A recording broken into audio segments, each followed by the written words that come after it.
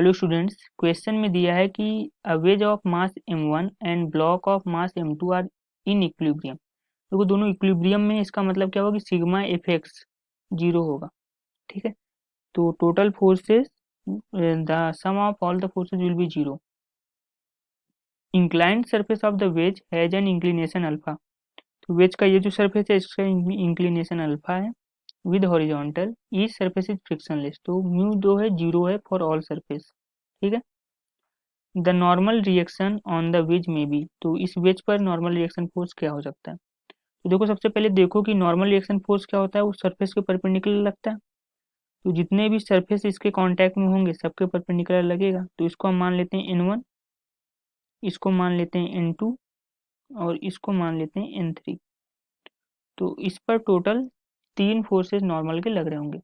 ठीक है, तो normal reaction on the veg. ठीक है, तो तीन सरफेस हैं, तीनों इस पर नॉर्मल रिएक्शन फोर्स लगा रहे होंगे।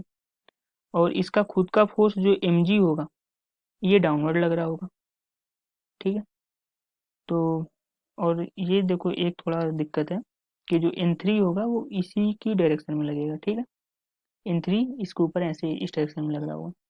तो हमको तीन चार फोर्सेस हमने देखे जो इस पर लग रहे होंगे, और चारों फोर्सेस इक्विलिब्रियम में सिस्टम तो बैलेंस कर रहे होंगे एक दूसरे को। तो अब आपको क्या करना है कि इस वेज पर एक अच्छे से चारों फोर्सेस दिखाने हैं। ठीक है, तो बना लेते हैं अच्छे से एक बार। तो ये आपके पास वेज है, इस पर एक n3 ऐसे आ रहा है। ठीक है, ये सेंटर पॉइंट से सारे फोर्सेस देखते हैं। mg डाउनवर्ड जा रहा है और n2 जो है वो अपवर्ड आ रहा है, और सॉरी n1 जो है वो अपवर्ड जा रहा है और n2 जो है वो ऐसे जा रहा है। ठीक है, और आपके पास ये वैल्यू पता है कि ये जो एंगल है ये अल्फा है।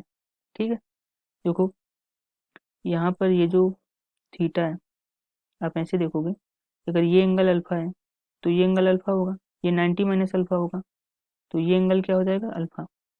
ठीक है, तो हमने इस एंगल को क्या बोला है? ये एंगल अल्फा है, ये एंगल। ठीक है, तो आई होप आपको समझ में आया होगा। तो वो तो आप खुद से भी निकाल सकते हो। तो देखो हमको क्या करना है, सारे फोर्सेस बैलेंस करने हैं। तो यानी कि यहाँ से क्या हो जाएगा कि जो आपका n3 के जो दो कंपोनेंट्स होंगे, n2 जो होगा उनको बैलेंस करेगा, तो n3 का जो कॉस अल्फा होगा वो n2 बैलेंस कर लेगा x डायरेक्शन में। तो ये हो गया सिग्मा एफ एक्स जीरो।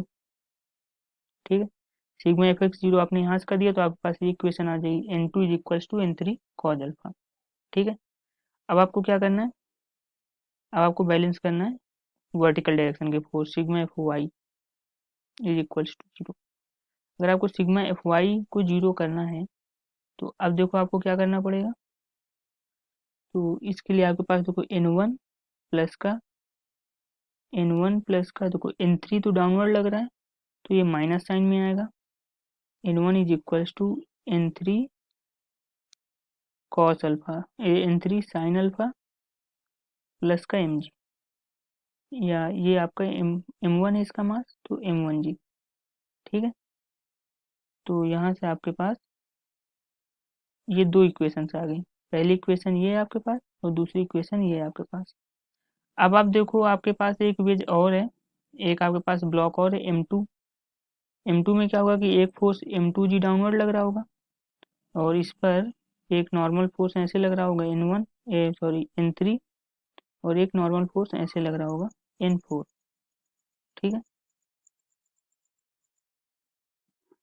अब देखो यहाँ पर ये क्वेश्चन बिल्कुल आसान हो गया। कैसे आसान हो गया? क्योंकि ये जो दोनों फोर्सेज हैं वो एक दूसरे के परपेंडिकुलर हो गए। तो अब आप क्या कर सकते हो कि m2 को दो परपेंडिकुलर कंपोनेंट में तोड़ सकते हो। तो आप देखो यहाँ पर से कैसे आपका बन जाएगा m2 का bd। अगर आप m2 को पॉइंट मास मान लो तो m2 जो डाउनवर्ड लग रहा होगा उसका एक इधर हो जाएगा m2g cos alpha, sorry sine alpha, m2g sine alpha. ठीक है, और इस डायरेक्शन में क्योंकि ये एंगल तो अल्फा है ना, ये हो जाएगा m2g कॉस अल्फा। इधर आपके पास आ जाएगा n3 और इधर आपके पास आ जाएगा n4। तो देखो ये ऐसा सिस्टम बन गया इक्विलिब्रियम का कि N3 इसके इक्वल हो जाएगा, N4 इसके इक्वल हो जाएगा। तो यहीं से डायरेक्टली हमको ये पता चल गया कि जो N3 होगा उसकी वैल्यू हो जाएगी M2G cos अल्फा। ठीक है, हमको N3 पता चल गया तो मतलब एक नॉर्मल पता चल गया, तो ऑप्शन 1 हमारा एक आंसर हो गया। अब हमें N2 और N1 ये दोनों पता करने हैं। देखो N2 के लिए तो हमारे पास सीधा से इक्वेशन है कि N3 cos अल्फा, तो N2 डायरेक्टली हो जाएगा M2G cos स्क्वायर अल्फा। ठीक है, तो ये हमारे पास आ गया डायरेक्टली N2। देखो ये एंगल अगर अल्फा होगा तो इस डायरेक्शन में जो वेक्टर आएगा वो आएगा N3 साइन अल्फा। ठीक है, और इस डायरेक्शन में जो आएगा वो आएगा N3 कॉस अल्फा। तो थोड़ा हमने एंगल्स लिखे ठीक थे बट वैल्यूज नहीं सही रखी, तो N2 हो जाएगा N3 साइन अल्फा और यहाँ पर आ जाएगा N3 कॉस अल्फा। ठीक है, तो N2 जो होगा वो हो जाएगा sine alpha into cos alpha, तो ये आपका N2 हो गया। और जो N1 होगा ये आपका एक आंसर हो गया N2, और जो N1 होगा उसमें N3 की वैल्यू पुट कर देनी है जो हमने यहाँ से ये निकाली है। तो जब आप इसको पुट कर दोगे तो N1 हमारा आ जाएगा M2G cos square alpha plus का mg। ठीक है, तो ये आपका आ जाएगा N1। तो यहाँ से आपका ऑप्शन 3 और ऑप्शन 2 दोनों करेक्ट हो जाएंगे। ठीक है, तो देखो क्वेश्चन में क्या था कि सिर्फ हमें एबीडी बनाना था, एबीडी बनाने के बाद सारे फोर्सेस बैलेंस कर देने थे और सिंपल सा आंसर आ जाना था। Thank you.